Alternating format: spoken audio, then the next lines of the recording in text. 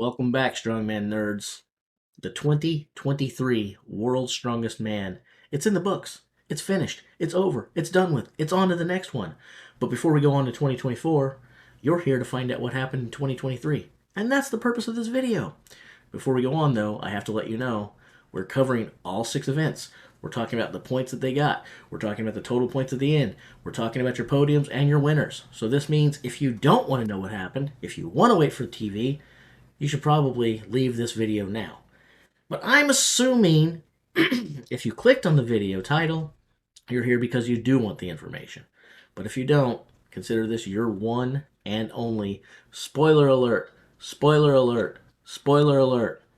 If you choose to stay now, it's on you, not on me. So that being said, we're going to go ahead and look at, like I said, all 6 events and what that meant. Also, what we're going to do here is I borrowed this data from strongmanarchives.com. That's an excellent resource to go to, in my opinion, the best in the business if you're wanting strongman data and you like a bunch of stats like I do. So we're stealing this information from them. Shout out to them. Also, I'm going to keep the total points hidden until the very end.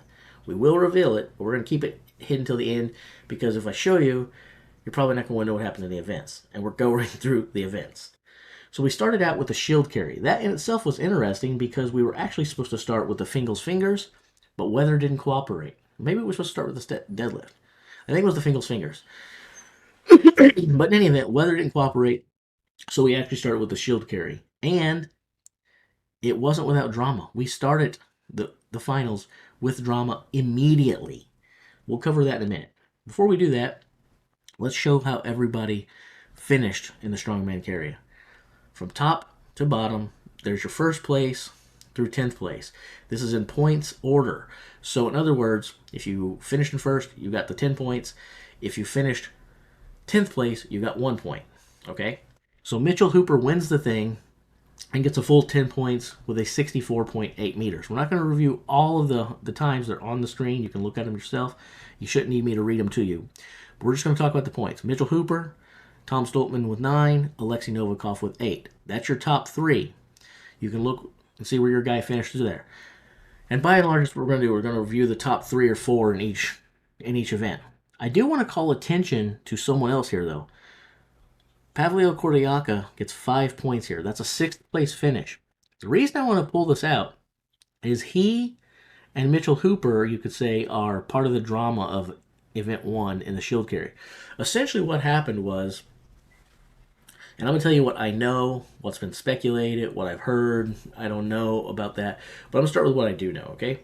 What I do know is the 46.59 meters is not the total distance that Pavlo walked carrying that shield. The length of the course was 20 meters. They subtracted a full length of the course from Pavlo's total. They did that because it was ruled that he failed to reach the line on one of the laps. He was walking, turned around, and started walking back before he reached the line. So they subtracted distance from him. I got no problems with that. I got nothing about that. We can talk and argue about why they did the 20. Was that in the rules to subtract the full length? Whether they should have tried to do something more reasonable in terms of figure out how much he missed by. Whether they should have disqualified the run. You can have all those opinions. But what they did is they subtracted the 20 meters. Now here's where the drama comes in. What we were told, and I don't know, I haven't seen footage to prove this, but what we were told is that as Pavlo was walking, one of the judges told him to turn. He listened to the judge because when you're carrying the shield, you can't see oftentimes over. You can't really see where you're at. And so we were told that the judge said, Pavlo, turn around. So the judge basically gave him the signal that he had walked far enough. Pavlo did what you would do if you're listening to a judge or referee and turned around and started walking back. Once it was over, he was challenged. Mitchell's team said, hey, did he go to that line? They went back, reviewed the footage, said they didn't go to the line, so they subtracted it. That all seems fair and on the up and up. The drama is, if the referee told him to turn, again, I didn't hear footage, I didn't see it, I don't know if this happened, but this is what was reported to us. The question that, and where the drama comes in, is that supposedly the judge told Pavlo to turn. If a referee is telling you to do that, and they're mandating and administrating the event, you would think that you should be able to trust them. They're the ones calling balls and strikes. They're the umpires, right? So if he was in fact told to turn, I am on the side that it's not really that fair to penalize him for essentially listening to the referees. What's he supposed to do? Ignore them? So that was the drama, and that was in event one. So after that, it was like, oh my gosh, where's it going to go now? And the whole time I was thinking, oh my goodness. Once they disqualified the 20 meters and subtracted from him, that took Pavlo from first in the event, shield carry, down to sixth in the event. So I found myself going, oh my goodness, oh my goodness, oh my goodness.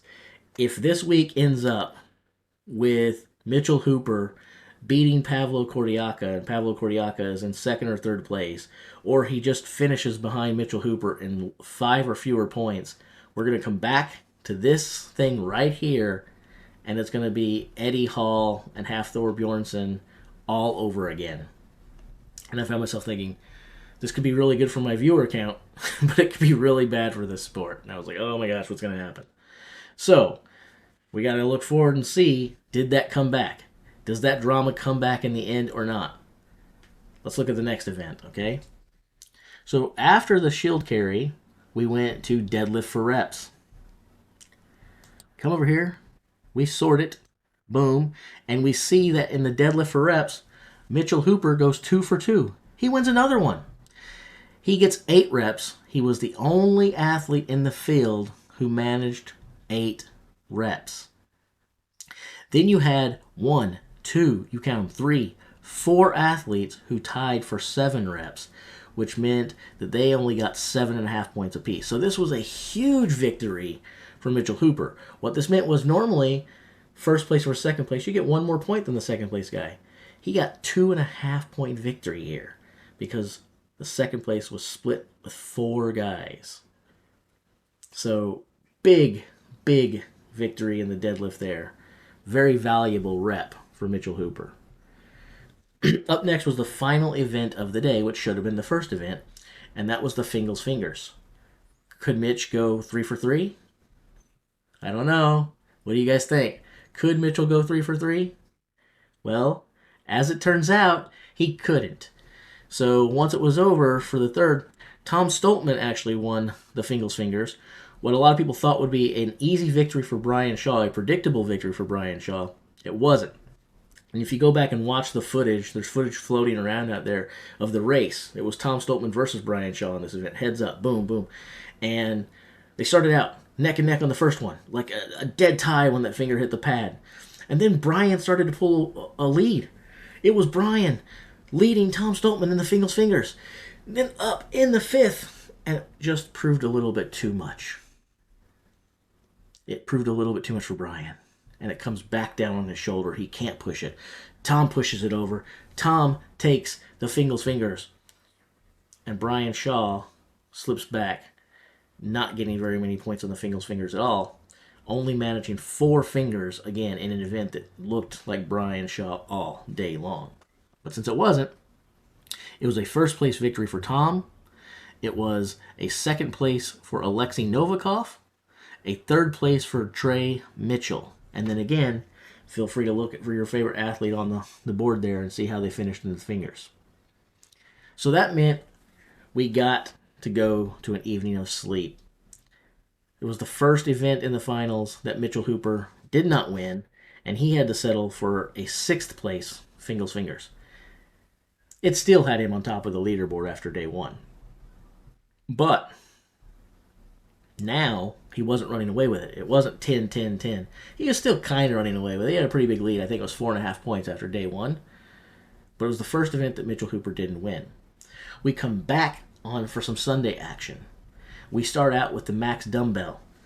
And before we look at the results, I do want to say this. The dumbbell was really, really interesting. Because if you guys remember the 2022 World's Strongest Man, the Flintstone lift was exciting. Not just because it had an excellent performance and Oleksii Novikov did some Oleksii Novikov type things, but what made it really awesome was that everyone sort of did well. Everyone comes out there and does the first. Everyone comes out there and does the second weight. And for a while, it looked like nobody was gonna fail. The max dumbbell started out sort of the same way. All 10 combatants answer the first weight. All 10 combatants handle the second weight. Most of the field handled the third weight, and so it took a long time for people to start falling off. As a matter of fact, what happened was the time that they had scheduled for the bus pull, it wound up being over an hour delayed because the max dumbbell was still going on. So there was a lot of pressing going on here. Enough about what happened and how exciting the action was. Let's talk about how they finished. So when it was all said and done, the max dumbbell was won by Evan Singleton and, believe it or not, Mitchell Hooper. So he's now 3 for 4. He has to split a victory here with the T-Rex Evan Singleton. They both managed to press a 140 kilogram dumbbell. If you want to know what that is in imperial system or standard, that's a 309 pound dumbbell that Evan Singleton and Mitchell Hooper pressed. No one else in the field did, so that's more points for Mitchell Hooper. He does have to split them this time. After that, there was a big group of guys, 4 guys who managed the next weight down, and that means they got 6.5 points apiece. That field included Tom Stoltman, right there. It included Oleksii Novikov. It included Pavlo Kordiyaka, and it included Luke Stoltman. So both Stoltman brothers press a 291 pound dumbbell. Now, because 4 of them there, it's not a normal 9-point second place finish. Now they have to split it, and they won it with 6.5 points apiece.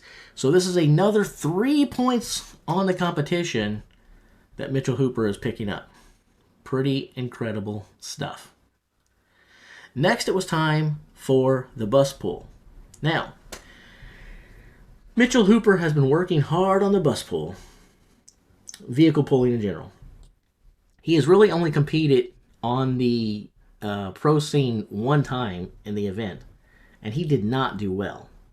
Now, he's been talking a big game, he's been training with Big Laws, and they both say, hey, he has learned how to be a good vehicle puller. Watch out. He's really, really good. He has improved tremendously. That's what they said. Now, the one time we saw him do it, again, he didn't look very good. So what would happen? What would prove to be true? Would he be who we saw him be before and not look good? Or would he be who they're telling us he is and come out there and smash?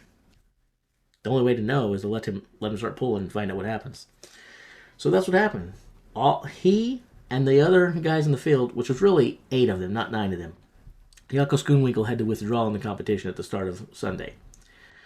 But what the 9 guys did is they came out here and they started pulling buses. And apparently, when Mitchell Hooper and Uncle Laws say that his vehicle pulling has improved, oh boy, has it. I want you to look at these times. In the 32.27 for Evan Singleton and Tom Stoltman. They tied for the second best. We're talking about 1/100th of a second, and they had the exact same time. That's creepy. It does make me want to know, were these human timed? Were these digitally timed in terms of using automated means? I want to know that, because these times are so close that if they were human, there's error, and I feel like almost all of these times within 2nd through 8th position are really within the margin of error. But here's the thing. Human or not, all of these times, if you just look through here, 32.27, 32.46, 32.49, 32.65, 32.83, 33.35. There's basically a 1 second difference between 1, 2, 3, 4, 5, 6, 7 guys. A second separates 7 guys. The only people who were really distant away from that 1 second were Matthew Ragg, who was behind everybody at 36, so he's 3 seconds behind, which is still not that big of a deal in past pools, and Mitchell Hooper, who distanced himself by 2 seconds ahead of the second and third. So 7 guys are deadlocked within 1 second. Mitchell Hooper bests that number by a full 2 seconds. It seems at this point he's head and shoulders above the rest of the class. That's 5 events, 4 victories, or at least a share of 4 victories, because he did have to split the dumbbell with Evan Singleton. Phenomenal. That meant all that was left was Atlas Stones. Now, Atlas Stones is something that Mitchell Hooper had never done until basically his first pro competition. Didn't look that good. But in the last year, he's learned how to be a very good stone lifter. At this point, he had a 5.5 point lead. Basically, he had made it so that if Tom Stoltman at this point going into the Atlas Stones was the only person that could catch Mitchell Hooper. And basically, for Tom to pull out a victory, he had to finish first, and Mitchell Hooper had to finish 7th or worse. Now that can't happen, right? There's no way that Tom could win, except we know Tom can win, but Mitchell Hooper can't finish 7th or worse, right? Or can he? Let's find out. There's always excitement at the World's Strongest Man. What we found was that Tom did exactly what we would expect. He went out there and won the Atlas Stones. Hooper had to settle for a 2nd place finish in the Stones.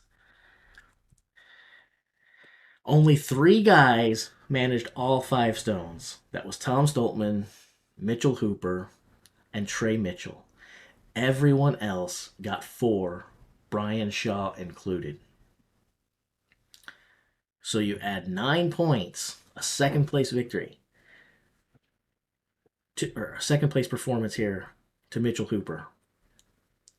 What did that do to the total point standings? Well, it seems pretty logical and pretty obvious at this point, right? I just explained as long as Hooper finished 6 or better, he was your winner. And he was, and he won big. Mitchell Hooper takes 1st place overall with 53.5 points. 4 victories in the finals, a 2nd and a 6th. Tom Stoltman, your reigning defending 2-time champion, has to settle for silver with 49 points. And Oleksii Novikov takes the bronze at 3rd. And that wasn't guaranteed.